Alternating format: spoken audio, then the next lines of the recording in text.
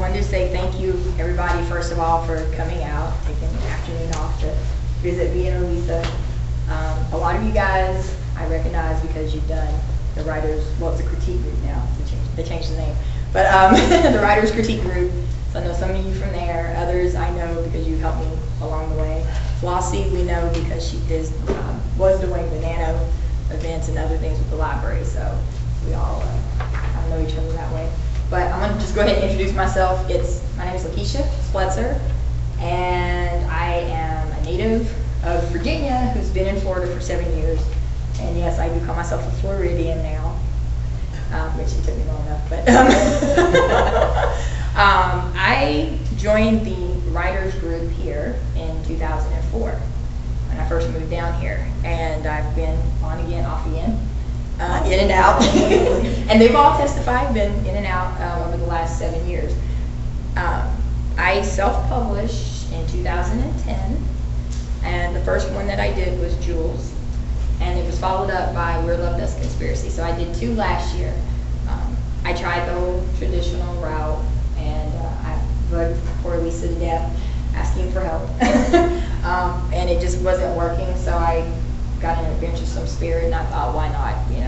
Why not try it yourself, Keisha? So that's what I did. And as you can see, I've got 4 now. So it was a nice little journey. Hi.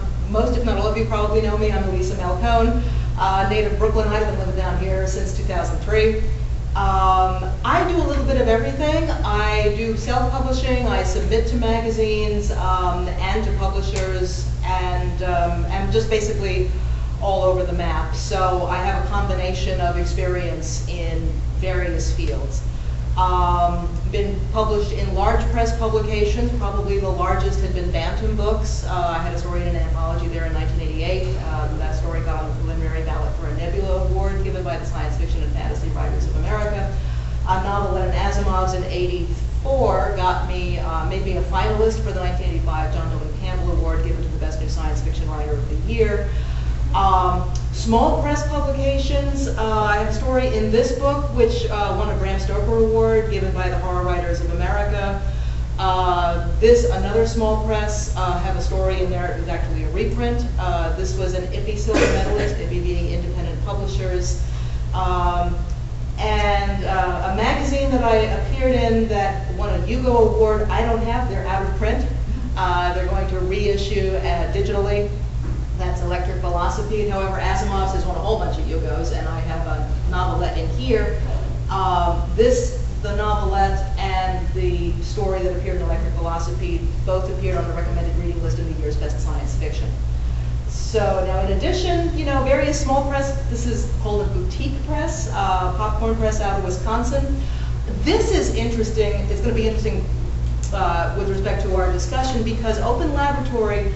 This is the 5th edition. I have 2 poems in here. This is the best science writing on the web. The first 5 editions were self-published through a guy named Boris Zivkovich, who's the series editor. He self-published the first 5 volumes through Lulu, and the series has now been picked up by Scientific American Books. So Scientific American Books is going to put out the 2011 edition, which will come out next year. My book Covenant, the first book in my series, was published by a small press, and one of the issues with small presses is that some of them go under, and mine did. So basically the handout that I've given you is a very simplified, pared down comparison chart for traditional small press ebooks, self-publishing. Not all the pros and cons, but kind of in a nutshell, what you can expect. So that's in a nutshell. And she went ahead and started talking on the types of publishing, which is good because she's, like I said, she's more experienced in being everywhere. And I've done strictly just the indie. Although I do have some somewhat good news that I'll share because I know some of you follow me on my Facebook and you probably saw the frantic message a few days ago, but I got contacted by an overseas literary agency out of Turkey, and they had a client that is interested in We're Love, Dust Conspiracy, and Moonbeams to do a translation possibly in Turkish. So yes, I'm very freaked out by that. I never in a million years thought anybody would pay any attention to me that way, so it's a nice little moment, but I'll see how it goes and keep track on the Facebook, and you guys will be the first to know if I actually get to sign the contract or not. So that would be my first actual traditional publishing type of thing if it goes through. So today, like I said, she gave me the sheet, which I like, where she talks about some of the pros and some of the cons. Traditional publishing is what most writers subscribe to. They aspire to get that, they want to go there. When I first joined the group here, I had the stars in my eyes and I'm going to get my book picked up by this Tor Books, or, one of the bigger names, and it was all exciting, and, I was working on it, but the reality is not the same as the rose-colored glasses look.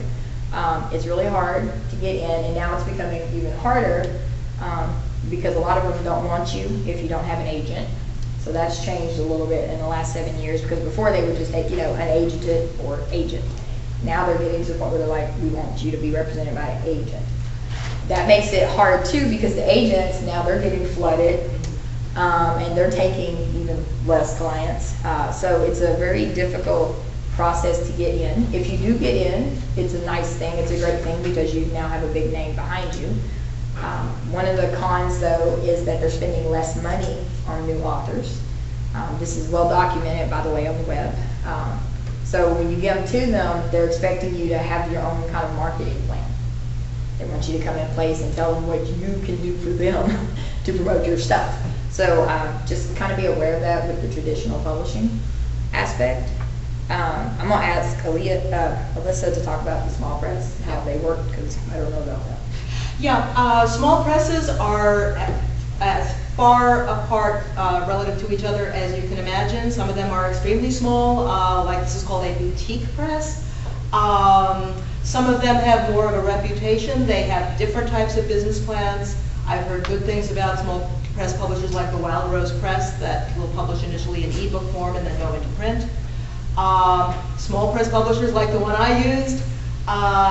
One of the lessons I learned is, because I vetted them beforehand, this was Aisling Press, which started out as Kaboka Publishing.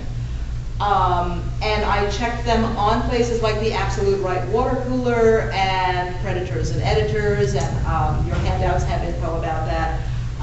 Places to go to check the reputations of agents, publishers, etc. And not only should you check them before you sign a contract, but keep checking them after you sign a contract. And that was my lesson learned from that whole experience.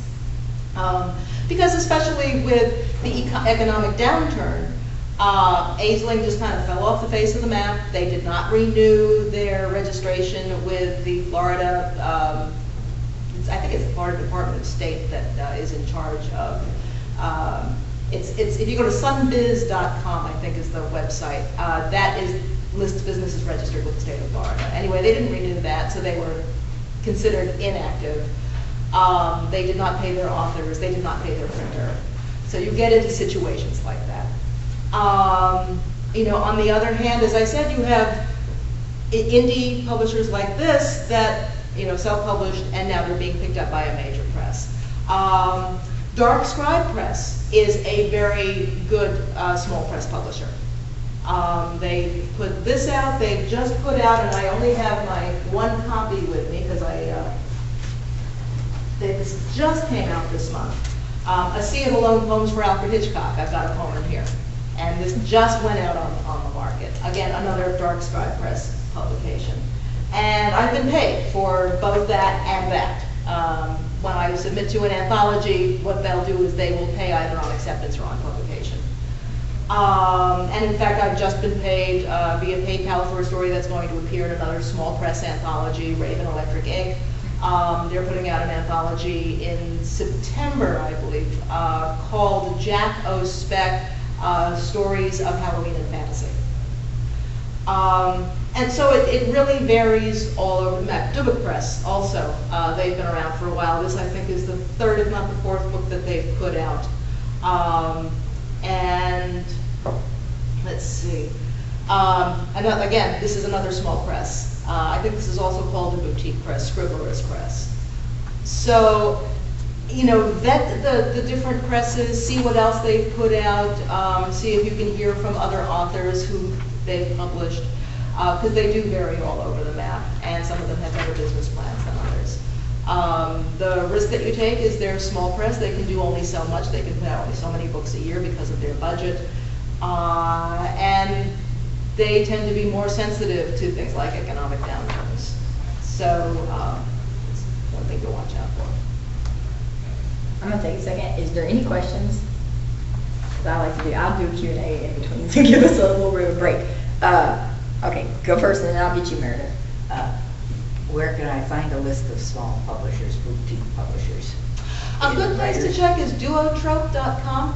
Duotrope? Yes, DUOTROPE.com. And they list publishers, they list magazines. They are a database of mostly small press publishers. Okay, Meredith. Okay. Small presses are not to be confused, correct me if I'm wrong, with university small presses. Aren't there some kind of small presses that are associated with universities or colleges and they do publish things? Explain the difference. They call themselves small presses, I think. Yeah, there are a lot of university presses, and I guess they're small in quotes just because they're not in that top tier of publishers. Then you have the literary small presses, which are basically what you see here. And then you have, within some universities, and I'm not sure if you would really call this a small press, but there are literary magazines that come out of some universities. So, for example, I've got pieces in, there's one publication called Read, which comes out of San Jose State University. It's a literary magazine that's open to everyone, not just the university students. And there's, the name actually escapes me, but it's out of the University in Oklahoma that I have a piece in that appeared, I think, a couple of years ago. So, those are, I don't know if you would call them a small press, although technically they are, but they put out magazines rather than books. Okay, thank you. Any other questions? Okay, As far as a plan, what would you say the first stage you would need to do? Would you contact people before your manuscript was completed by query letters? No, if you're writing fiction, have the manuscript complete before you contact anyone. Have the whole thing written. If you want to write a nonfiction book, you can then send out pitch letters before you write it to see if someone will pick up that idea. And more often in nonfiction than in fiction, you have to provide a marketing plan. All right, Bruce. Good. I'm curious about the contact in Turkey that contacted you about your books. Did they look at your specific genre, or did they just contact you because they had read the book, found out about you? I'm not sure, actually. That's what we were talking about before the event started.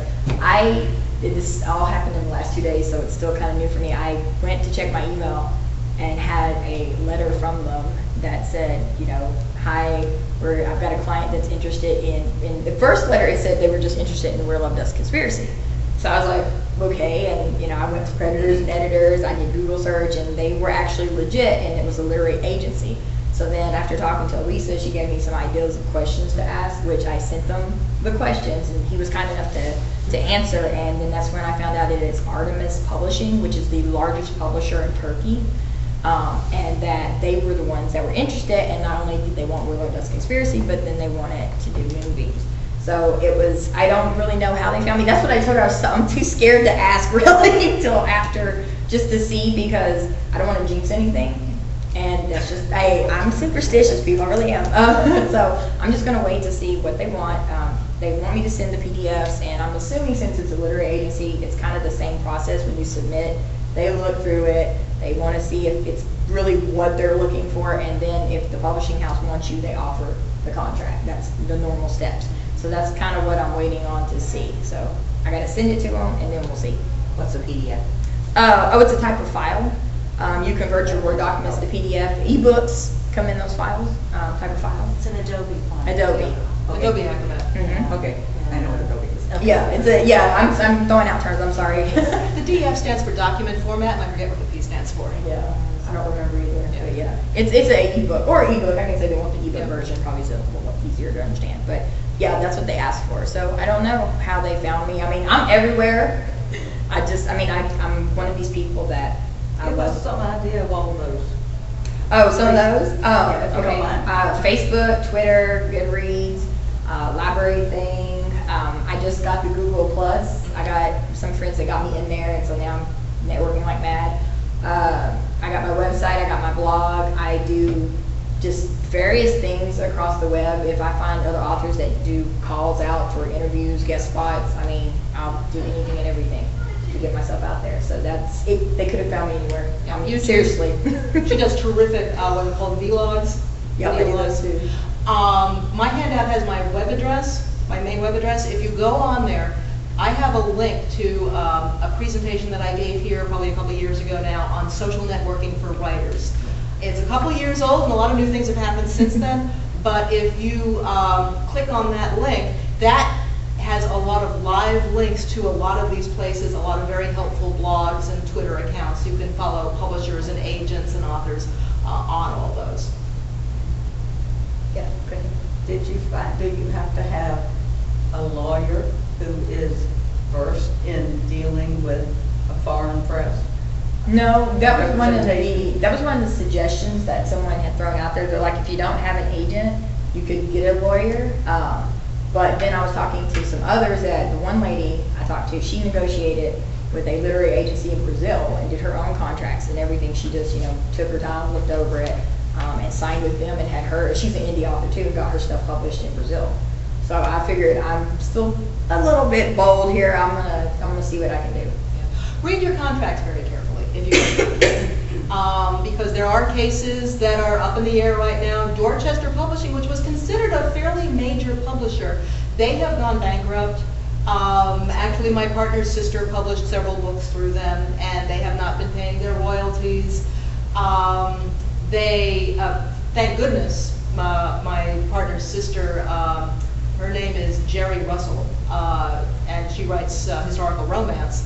She just got her rights back because these publishers hold rights. Even if they go bankrupt, your rights are up in the air until the rights in the contract expire.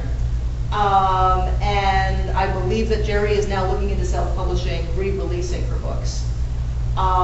So, you have cases like Dorchester. A couple of years ago, you had a case of a romance press called Triskelion. And I don't know what the current situation with them is. They were in bankruptcy court.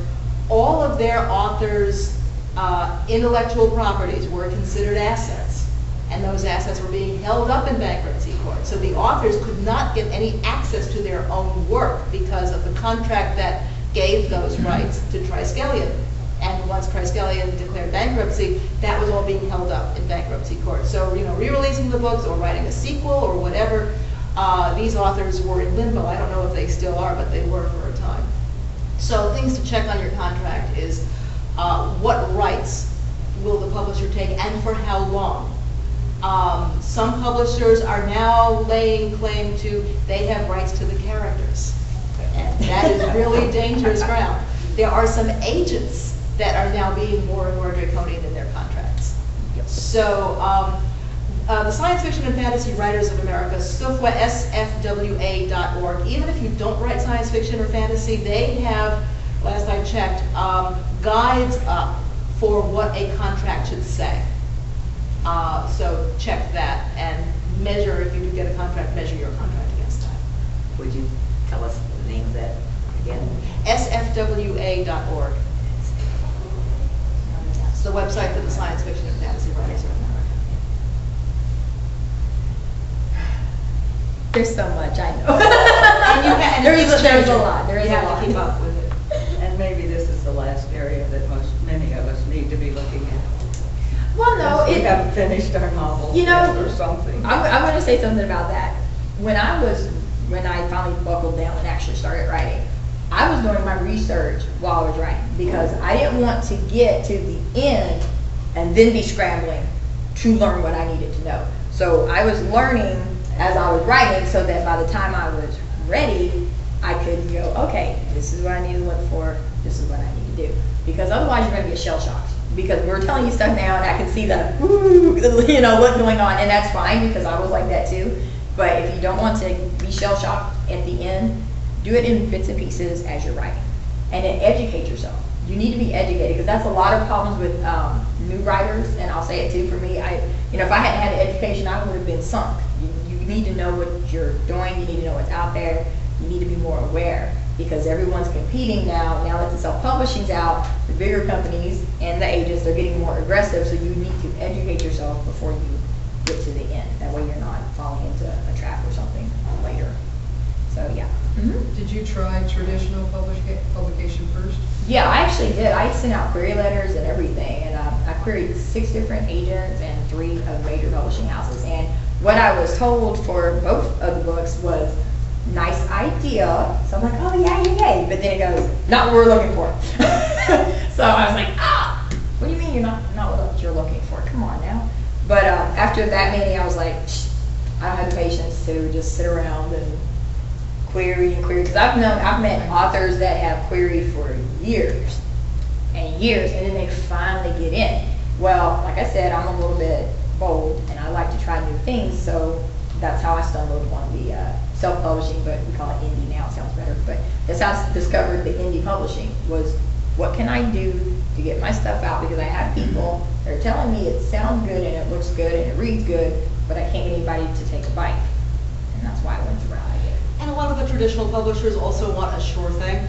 So they will not be willing to take a chance on something that seems as though it doesn't fit solidly in a particular genre. Otherwise they don't know how to market it. Where does it go on a shelf in a bricks and mortar bookstore? So you're really limited with a lot of traditional publishers to, okay, it has to be in a particular genre, it has to be solidly in there, it has to use a proven formula. The small presses are more willing to take a chance. I mean, these are books, it's a horror anthology based on biblical scripture. This is why it's a small press. So small presses are a lot more versatile. It gives you a lot more creative freedom. On the other hand, you've got a much smaller circulation. Now, one of the great things about the new technology, and I do not have anything in here, I'm just showing this because it's such a great example. You all have heard of the Tohoku earthquake in Japan on March 11th. I was following a Twitter list curated by the Australian Broadcasting Corporation of reporters that were on the ground in Japan at that time.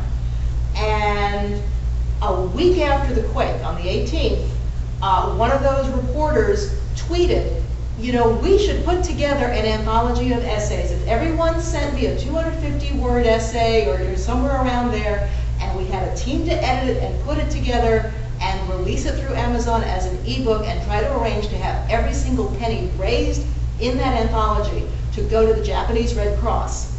And they got in, they're reporters, they have connections, they got in touch with Amazon. Amazon agreed. First they released it as an ebook in 1 week. 100 people worked on this collection. In 1 week from that initial tweet, they had a manuscript that went to Amazon, was released as an ebook. Money started pouring in, all of it going to the Japanese Red Cross. Only recently they released the paperback, which I grabbed up. And they have also translated this into Japanese and German. But when we talk about ebooks and the speed at which something can be distributed, and this for a good cause, and there's good, very powerful writing in here. So, that's just a taste of what the new technology can do. Yep. Kind of getting back on the legal vein, where would a writer get good legal advice, a book that's a fiction book that has some nonfiction in it, that has characters in it, but of course the names and places are changed, but you're just kind of curious about the legality of including those things and those people. And Yeah, there are different arguments that are bandied about. Go on the web, Google memoir and legal. Because a lot of people who write memoirs or are working on that are asking those same kinds of questions. Any more? Yeah. What's indie publishing? I-N-D-I-E, I read Yeah, it, but I don't know okay. what it means. That is the name now for self-publishing. It's just a really fancy, much better sounding term for the self-published, because you are in for independent. small presses, Mhm. but that's been changed. It's changed. So now It's it's independent. That's what it stands for, independent. But it's been a kind of a really fast change, because when I first started in 2010, they were saying self-publish, self-publish, self-publish, and I would say probably midway through 2010, around about June or July, that's when I heard people going, "Oh, I'm indie published." I'm like, wait, what do you mean indie published? What's that? Because at first I was thinking India, because my brain is just that way. So when I started asking, they're like, "No, I self-publish," and I was like, "Oh, but I like indie. That sounds just so much more classy and just better than self-published," because you still have traditional writers that when you say you're self-published, they do the whole smear the nose up thing. So I like it better because it sounds fancier and it gives you a little bit more, I think a little bit more clout going on there. Yeah, and you still, I mean, for example, this was published by a small press. However, this won an award in an organization called Independent Publishers. So independent, indie, to some extent, indie still refers to small press. If you're talking to someone and you're referring to indie presses, ask them to clarify. There are a couple of vocabulary gray areas. Another thing to look out for is POD, which people can confuse because you've got the same acronym standing for two different things that are themselves related. POD can stand for print on demand, which is a technology. Probably all of the Perfect Bound stuff here is POD technology. A lot of traditional publishers, large traditional publishers and university presses also use the print on demand technology. Then there's POD that stands for publish on demand. And that's another way of saying self-published. Yep. Okay. Just to further clarify, when you're talking about small publishers versus self-publishing, et cetera, and the traditional publishers, when you're publishing with a small publisher such as this, are they accepting your work or not accepting your work? Like a traditional publisher, yes, I like this, I'll publish it. No, that's not quite good yet. Come back to us, we have something better. Are they paying you? Yes. Okay. Now, let's see. I was paid here. I was supposed to be paid here, but wasn't. I was paid here, here, here, here, here. These three are chapbooks that I put out. And this I was not paid for. It's a self-published, it's not really considered small press. It's self-published, going to be picked up again by Scientific American Books. But this is just for getting it out there. And so there are a lot of publishers that will not pay. The editor of this book, who runs Dubik Press, Tim Leader, he is vehemently opposed to any kind of magazine or publisher or whatever that will not pay its writers. And you have a lot of people who feel that way. Hope Clark, who runs the website Funds for Writers, is one of them. For me, I just take it on a case-by-case basis. This I was paid for. This is a small press magazine. So, take a look at the kind of audience that you want to reach, because this reaches a broad audience and this is a lot of fun to do. And what you want out of publication. So there are places that will pay even a nominal fee to say that they pay. I've literally been paid $1 before. Now, granted, it was for a 100-word piece. There's a magazine called The Drabbler. A drabble is an essay or a fiction piece of exactly 100 words, and they pay $1 a piece. And I just got published in a few of their issues just for the heck of it, because it's like, hey, this is cool. I want to play this game.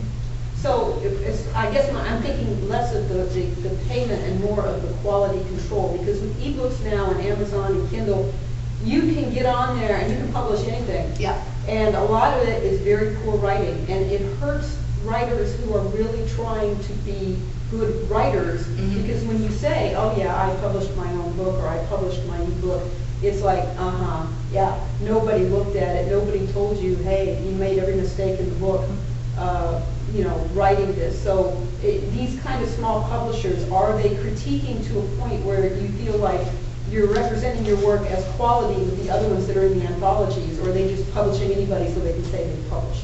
The ones that I've been published in, their editors have a good reputation and they do vet the material.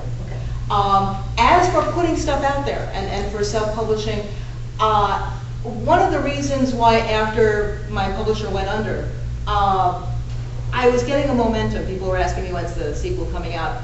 Plus, I was dealing with new caretaking responsibilities. And I decided to not only self-publish, but to offer free downloads. And word has gotten around. My website, my Deviations website, is currently inaccessible. This is the third month that it's happened since I released Second Covenant, because so many visitors have come that I've exceeded my bandwidth. And on, I think it was July 7th or somewhere around there, or July 8th, I used Google Analytics to track visits to my website. And on a single day, I had 1,179 visitors. Holy cow, because I had never even come close to that before. So word gets around and people will publish things on the web, getting that word around. And that's how stuff that's self-published kind of rises to the top. It's a much more crowded field, and you do have lack of quality control, but the readers have more of an input. That's what leads to cases like, I forget the guy's name, I think I have it, if you click on that link on my website to Social Networking for Writers, I think I mentioned this guy there. He had published his first novel in tweets, of all things. He just one tweet after another. He was picked up by a small press. So, that's kind of how it's working now.